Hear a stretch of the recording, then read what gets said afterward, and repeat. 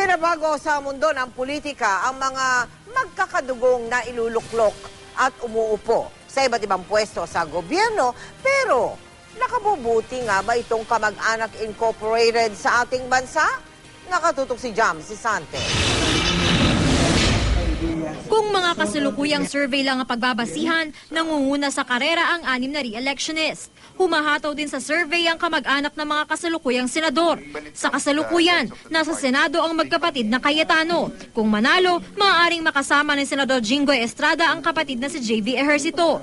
Pwede ring makasama ni Senate President Juan Ponce Enrile ang anak na si Congressman Jack Enrile. Si Senador Manny Villar na nasa last term na, gustong palitan ang asawang si dating Congresswoman Cynthia Villar. Ganon din si Senador Edgardo Angara. Tatakbo din ang anak niya si Congressman Sonny Angara sa Senado. Pero sabi ng political analyst na si Ramon Casiple, hindi raw dapat seryosohin sa ngayon ng mga survey. Magkakaalaman daw kung sino ang malakas at sino ang hindi kapag nagumpisa na ang kampanya. At this point in time, hindi pa reliable ang mga surveys. Kasi ang basehan pa lang nito ay numerical. Hindi pa naman seriously nag-iisip yung mga botante kung sino talaga yung bubutuhin nila.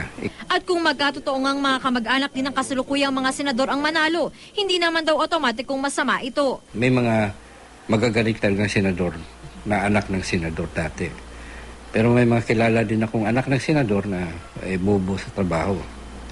Ibig sabihin, it's not the relations.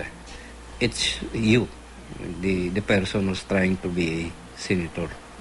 Ayon naman sa political analyst na si Professor Tony Lavinia, mukhang hindi raw maganda para sa demokrasya sa pangmatagalan kung galing lang sa pare-parehong pamilya ang mga senador. Hindi maganda na lahat na lang ng nananalo ay galing sa isang pamilya o galing sa kakonding mga pamilya.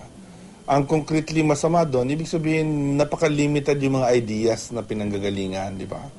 Napaka-limited ng mga background ng ating mga senador.